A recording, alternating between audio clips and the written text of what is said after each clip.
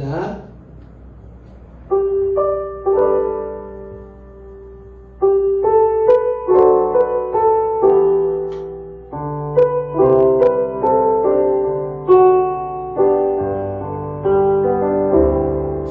내가 주인 삼은 모든 것 내려놓고 내 주 대신 주 앞에 나가 내가 사랑했던 모든 것 내려놓고 주님만 사랑해.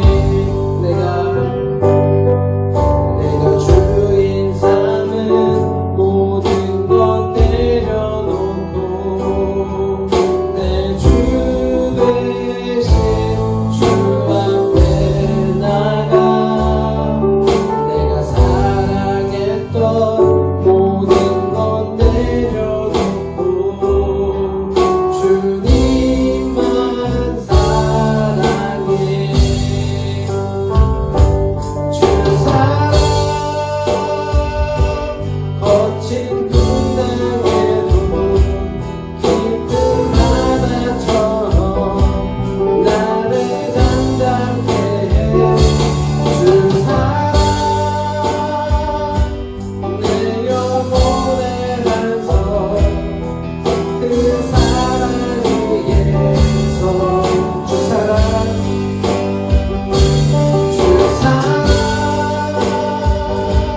거친 분당에도 깊은 바다처럼 나를 잠잠케 해.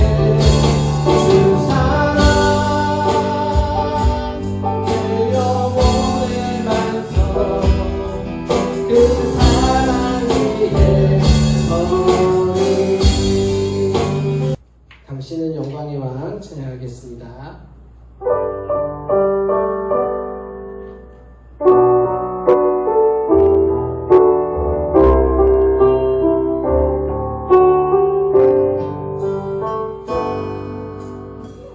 당신은 영광의 왕 당신은 평강의 왕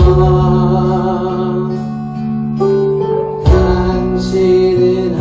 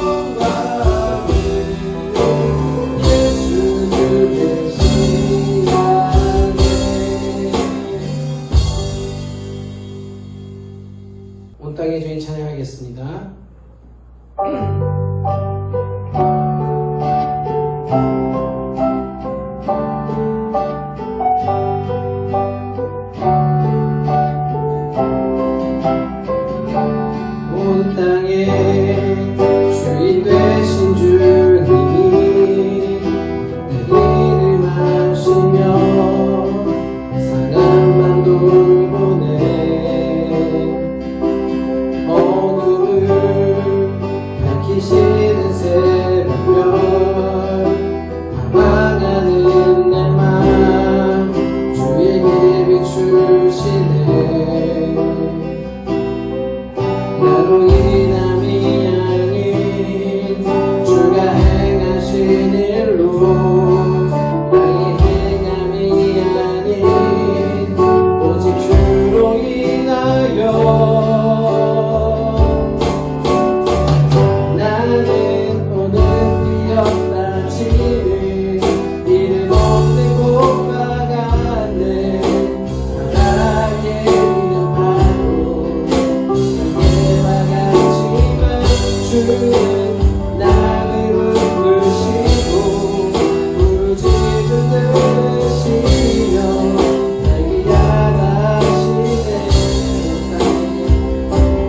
온 땅에 주인 되신 주님이 내 이름 하시며 사랑만 돌보네. 어둠을 밝히시는 새벽별 방황하는 내 맘 주의 길 비추시네. 나로 인함이 아닌 주가 행하신 일로 나의 행함이 아닌 오직 주로 인하여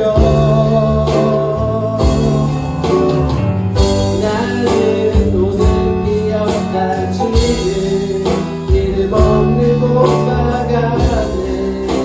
바닥에 있는 파도 안개와 같지만 주는 나를 부르시고 부르짖음 들으시며 날 위하시네. 나는 오늘 뛰었다 나는 오늘 뛰었다 지금 이름 없는 곳과 같네. 바다에 있는 파도 안개와 같지만 주는 나를 부르시고 부르짖음 들으시며 날 위하시네. 나 오직 주의 것 나 오직 주의 것 나 오직 주의 것 나 오직 주의 것. 사도신경으로 신앙 고백 드리겠습니다. 전능하사 천지를 만드신 하나님 아버지를 내가 믿사오며 그 외아들 우리 주 예수 그리스도를 믿사오니 이는 성령으로 잉태하사 동정녀 마리아에게 나시고 본디오 빌라도에게 고난을 받으사 십자가에 못 박혀 죽으시고 장사한 지 사흘 만에 죽은 자 가운데서 다시 살아나시며 하늘에 오르사 전능하신 하나님 우편에 앉아 계시다가 저희로서 산 자와 죽은 자를 심판하러 오시리라. 성령을 믿사오며 거룩한 공예와 성도가 서로 교통하는 것과 죄를 사하여 주시는 것과 몸이 다시 사는 것과 영원히 사는 것을 믿사옵나이다. 아멘.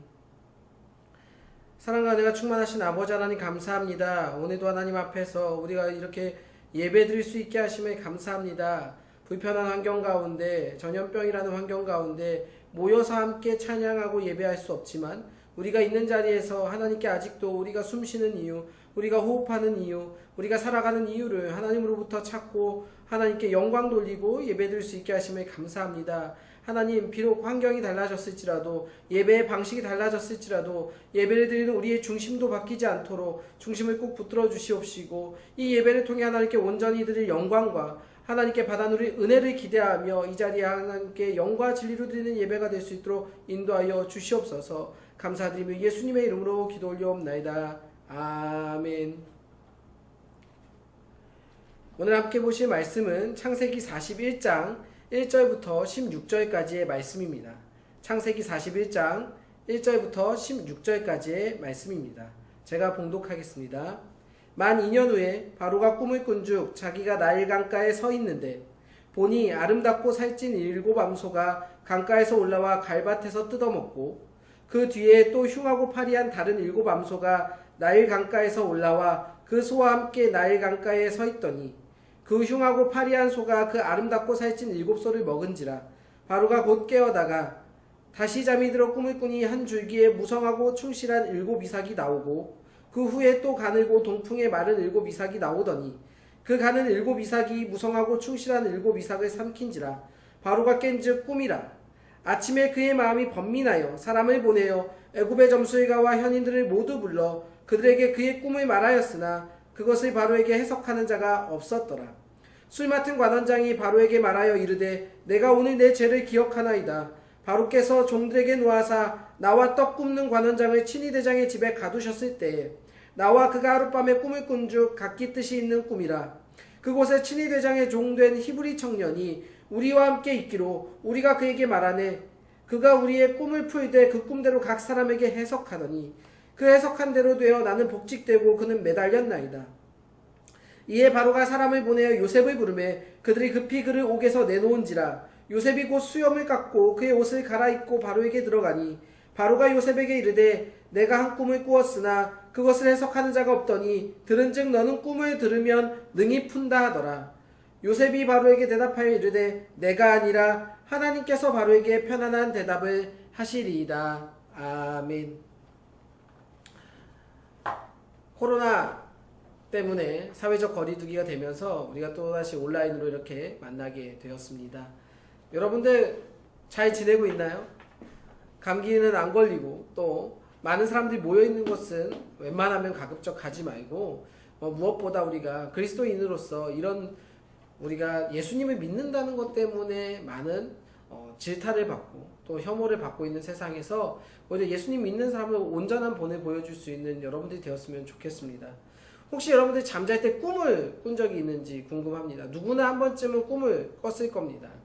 근데 우리는 보통 어떤 때 꿈을 꾸나요? 우리가 꾸는 꿈은 좋은 꿈과 나쁜 꿈이 있죠. 좋은 꿈은 우리가 꾸고 나서도 기억났을 때 너무나 기뻐서 지금 그 꿈이 실제로 이루어졌으면 좋겠다라고 생각되는 꿈이 있는가 하면 내가 잠들기 전에 많이 생각하고 많이 고민하던 것들이 머릿속에 있는 것들이 꿈에 나타나서 악몽을 꿀 때도 있습니다. 그래서 꼭 밤에 공포영화를 보고 나거나 그러면 잠들게 되면 영화 속 주인공처럼 쫓기다가 깨던 적도 있습니다. 근데 그게 일어났을 때 이런 생각 때문에 이런 꿈을 꿨구나. 내가 어젯밤에 이런 영화를 봤더니 이런 꿈을 꿨네 라고 생각을 하면은 이유를 알게 된다면 찝찝하지 않을 겁니다. 그런데 물론 나쁜 꿈을 꿨을 때 다시는 이제 자기 전에 보지 말아야지. 기분이 나빠도 왜 그런지 알기에 다시는 그런 꿈을 꾸지 않도록 예방도 할 수 있는데, 꿈을 꾸긴 했는데 이거는 판타지도 아니고 영웅도 아니고 다큐 같으면서도 애매한 꿈을 꿨다면, 그리고 이 꿈을 왜 꿨는지도 그 꿈의 내용이 뭘 말하는지도 모른다면 매우 찝찝할 겁니다. 오늘 바로가 꾼 꿈도 그런 꿈이에요.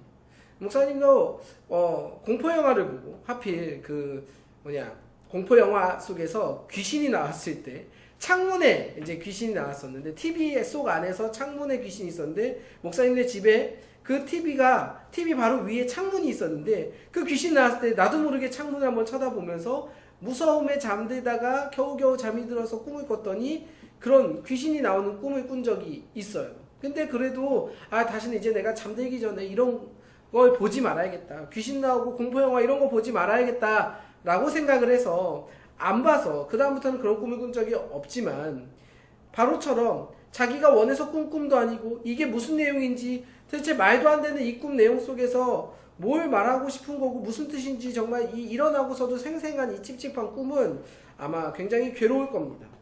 오늘 이 애굽의 왕 바로는 도대체 왜 그런 꿈을 꿨는지, 그리고 그 꿈의 뜻은 무엇인지 창세기 41장 요셉을 통해서 우리에게 전하시는 하나님의 메시지는 무엇인지 지금부터 그 말씀을 통해서 살펴보기 원합니다.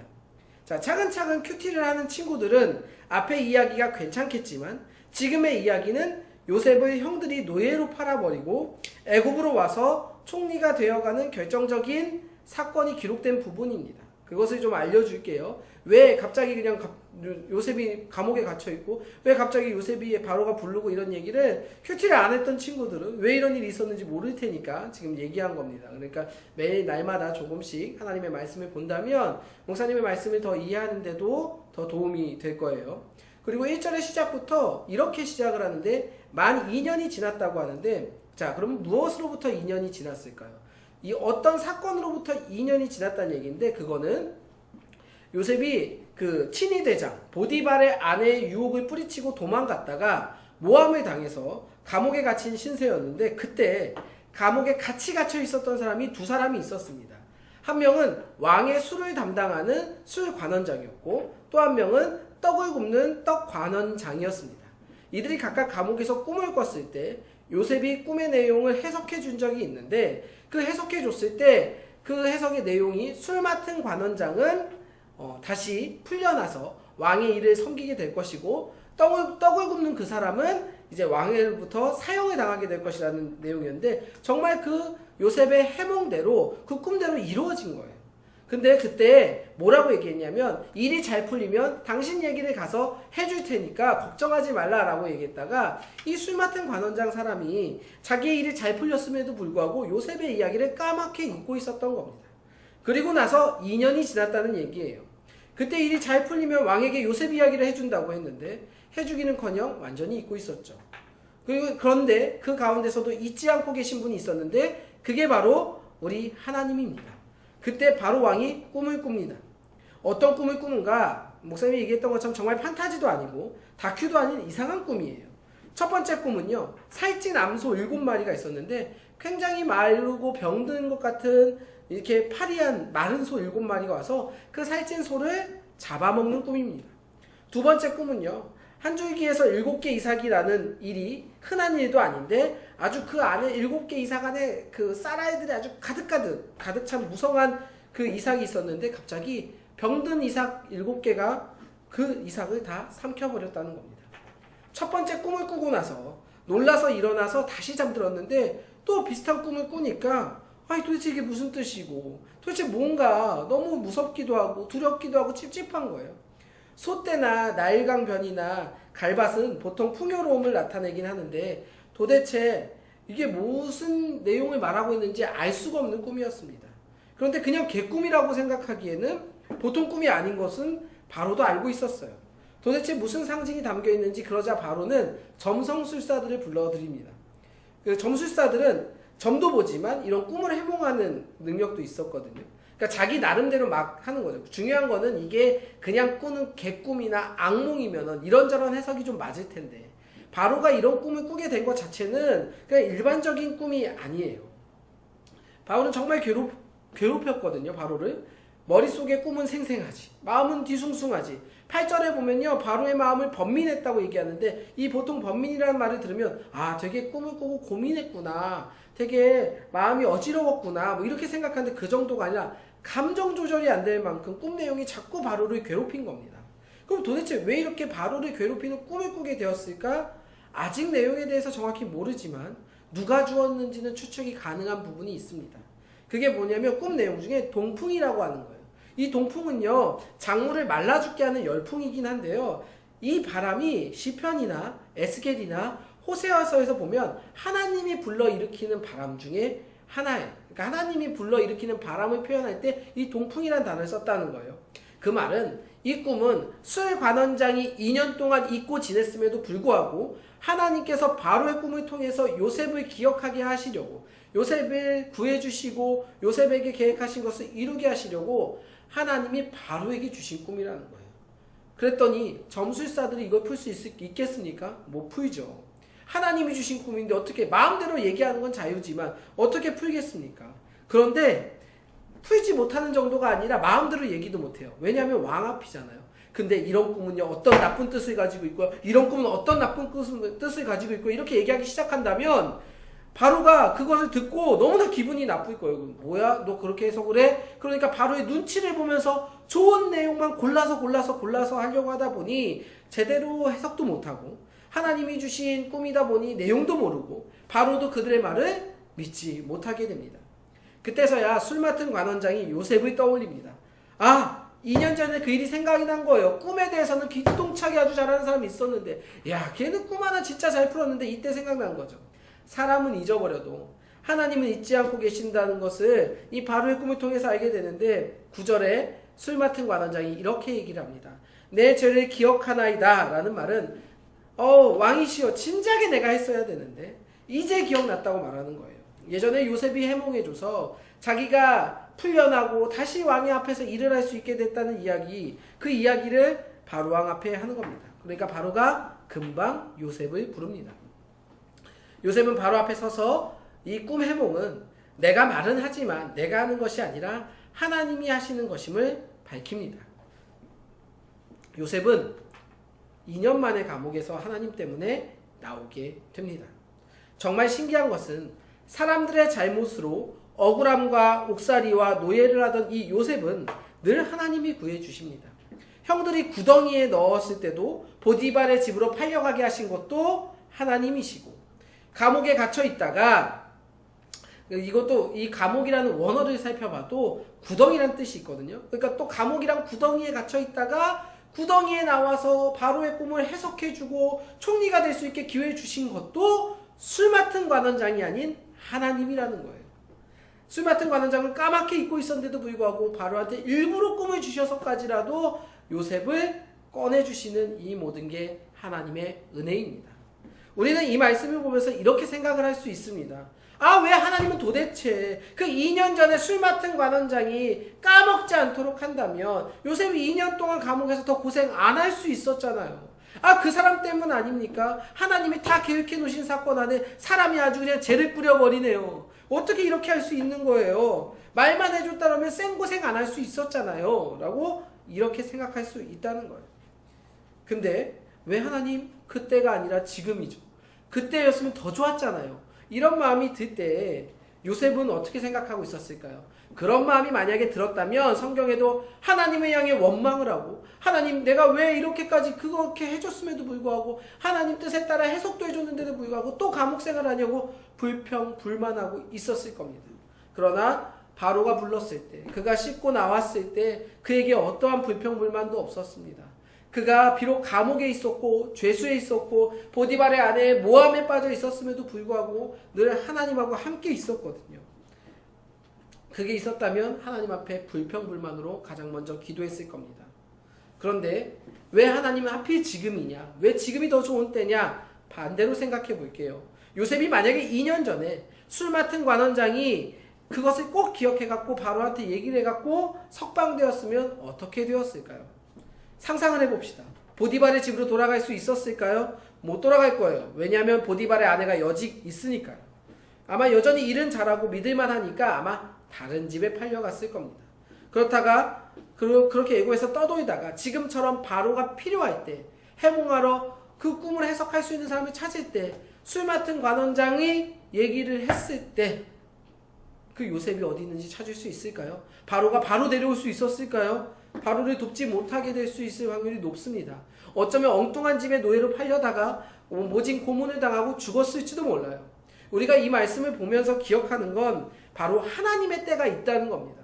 우리가 생각하는 때와 그리고 하나님의 때는 분명히 다르다는 거예요. 내가 생각하기엔 지금이 딱 맞는 것 같은데, 우리는 2년 전에 그때 요셉이 풀려났어야지 딱 맞는 것 같은데, 하나님의 때는 분명히 다르다는 겁니다. 왜 우리의 때와 하나님의 때가 다를까요? 우리는 미래를 보지 못해요. 시간의 흐름 속에 살고 있지만 하나님은 시간을 초월하시고 그분의 계획대로 다 이루실 수 있는 능력까지 가지고 계신 분입니다. 우리의 때보다 그렇기 때문에 하나님의 때가 훨씬 더 좋고 더 선하고 그것이 최고라고 늘 얘기하는 겁니다. 비록 우리가 이해할 수 없을지라도, 우리는 알 수 없을지라도 하나님의 때를 신뢰해야 됨을 말하는 겁니다. 하나님의 최고의 때는 이겁니다. 이방 땅에서 노예로 팔려와서 억울한 옥살이를 감옥에 갇히고 보잘것 하나 없고 그를 위해 보증서 줄 것 하나 없는 이 사람이 하나님이 함께 계시니까 강대국의 왕의 미래까지도, 강대국의 왕이라도 자기 꿈 하나 어쩌지 못해서 불안하고 감정 조절 자체 못하는 그 사람에게 그 왕의 미래까지도 책임져 줄 수 있고 그것이 무엇인지 알려줄 수 있는 사람이 된다는 겁니다. 이것을 보여주시려는 최고의 때는 바로 지금이라는 거죠. 그러니까 기억해야 되는 것은요, 하나님의 때를 기다리면 내 시간을 내려놓고 하나님을 신뢰하라는 겁니다. 요셉처럼 말이죠. 그래서 우리 사천교회 중고등부 친구들은 내 때보다 선하고 좋은 최고의 하나님의 때, 자신을 맡기는 모든 학생들이 되길 진심으로 소망합니다. 두 번째는요, 하나님의 때가 최고라는 것을 안다면 인내하고 기다리라는 겁니다. 진짜 주인이 하나님이라는 것을 인정하고 최고의 때가 하나님으로부터 나온다면 내 마음이 급해도, 내가 다급하다고 느끼더라도 하나님의 때를 기다리는 겁니다. 그런데 우리는요, 기다릴 수 있을까요? 잘 못 기다려요. 성급해요. 더 중요한 건 급해서만이 아니라 내가 나를 가장 잘한다고 생각하는 거예요. 하나님이 알려주신 것보다 내가 한 게 맞다고 생각하고 그러한 교만 때문에 하나님을 더 이상 못 기다려요. 하나님이 해주시는 그때는 지금 내가 생각하는 때보다 더 좋지 않다라고 생각하는 거예요. 우리를 기다릴 수 있게 만드는 건요, 하나님을 주인으로 삼은 믿음이 우리를 기다리게 만듭니다. 그럼 그런 믿음은 어떻게 생길 수 있을까요?